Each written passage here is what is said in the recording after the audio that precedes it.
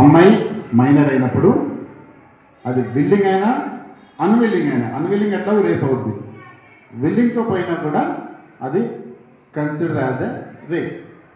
So ఈ చిన్న logic తెలియక చాలామంది నేను ఇష్టపడ్డాను కదా, నేను ఇష్టపూర్వకంగా పోయినా కదా, ఇష్టం ఉంటే కేసు కావచ్చు అని అనుకుంటారు. అనుకొని చాలామంది మైనర్ అమ్మాయి లేకపోతే ఇద్దరు మైనర్లు కావచ్చు, వాళ్ళు ఈ దాని మన చట్టం నిషేధించినటువంటి కార్యక్రమాల్లో పోక్సో చట్టం నిషేధించినటువంటి అంటే పోక్సో చట్టం కింద కేసు చేయదగ్గటువంటి కార్యకలాపాలు చేస్తూ ఉంటారు.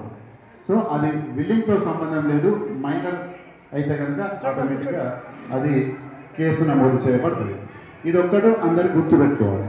ఎందుకంటే మేజర్ అయిన తర్వాత ఒక పరిపక్వత వస్తుంది, తమ గురించి తాము నిర్ణయాలు తీసుకునే స్థితి ఉంటుందని చట్టం భావిస్తుంది. కాబట్టి మేజర్ అయిన తర్వాత విల్లింగ్ అది వాళ్ళ కర్మ అనుకోవచ్చు. కానీ మైనర్గా ఉన్నప్పుడు ఇష్టంతో పని లేదు, తల్లిదండ్రుల సంరక్షణలో మాత్రమే లేదా గార్డియన్ సంరక్షణలో మాత్రమే వాళ్ళ యొక్క దైనందిన జీవితం ఉంటుంది. కాబట్టి మైనర్ అనే వాళ్ళు కొద్దిగా జాగ్రత్తగా ఉండాలి. ఈ మధ్యకాలంలో ఎక్కువ మనం మైనర్స్ ఎక్కువ మరి ఎట్లా మైనర్స్ జనరల్గా విల్లింగ్ ఉండదు కదా అంటే గ్రూమింగ్ అంటే కొద్దిగా అలవాటు చేస్తాం.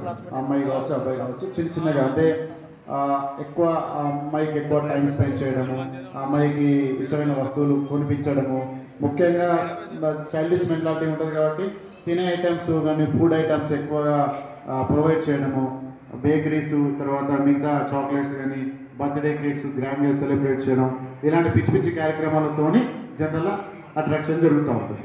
సో అది ఓన్లీ ఎక్స్ప్లాయిటేషన్ జరగడానికి ఒక మెట్టు ఎక్కడ ఉంటుందంటే ఎక్స్ప్లాయిటేషన్ చేయడానికి ఒక మెట్టు ఎక్కడ ఉంటుందంటే ఆ అమ్మాయిని ఎక్కువ ప్రైజ్ చేసుకుంటా ఆ అమ్మాయి యొక్క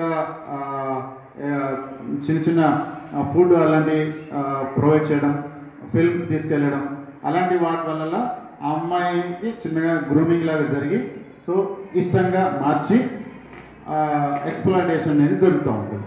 సో మీరు అమ్మాయిలు చాలా జాగ్రత్తగా దీన్ని మీరు అర్థం చేసుకోవాలి. సో దాంట్లో ఒకప్పుడు ఏంటంటే గుడ్ టచ్ బ్యాడ్ చెప్పినారు కదా మేడం వాళ్ళు, ఒకప్పుడు ఏంటంటే తల్లిదండ్రులు గుడ్ టచ్ బ్యాడ్ టచ్ అంటే మనల్ని ఎవరు టచ్ చేయొచ్చు అంటే తల్లిదండ్రులు, గార్డియన్స్, అన్నదమ్ములు టచ్ చేయొచ్చు అనేది ఉండేది.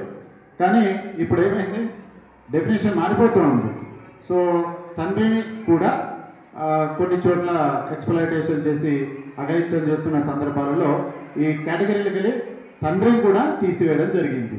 సో ఓన్లీ ఫీమేల్ కాంపోనెంట్ ఇంట్లో ఎంత ఎవరైతే ఉంటారో వాళ్ళు తప్ప మెయిల్ పర్సన్ ఈవెన్ అంకుల్ కావచ్చు ఫాదర్ కావచ్చు టచ్ చేయకూడదు అనేటువంటి పరిస్థితి వచ్చింది. అంటే కారణం ఏంటంటే ఆ రకమైన సంఘటనలు సమాజంలో జరుగుతూ ఉన్నాయి కాబట్టి పోతుంటే డెఫినేషన్ అనేది మారిపోతూ ఉంది.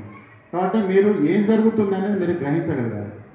ఒక పర్సన్ మనకు ఎక్కువ మనకు టైం స్పెండ్ చేస్తున్నాడు, మనకు ఒక గిఫ్ట్ ఇస్తున్నాడు, మనకు ఫుడ్ ప్రొవైడ్ చేస్తున్నాడు, సినిమా తీసుకెళ్తున్నాడు, ఒక గిఫ్ట్ ఇస్తున్నాడు, ఎక్కువగా మనల్ని చేస్తున్నాడు అంటే ఎందుకు చేస్తున్నాడు అనేది మీరు అర్థం చేసుకోవాలి. దాని బిహైండ్ ఏముంటుంది అని మీరు అర్థం చేసుకోగలిగితే మీరు ఈ యొక్క ఎక్స్ప్లాయిటేషన్ నుండి మీరు బయటపడతారు. So first of all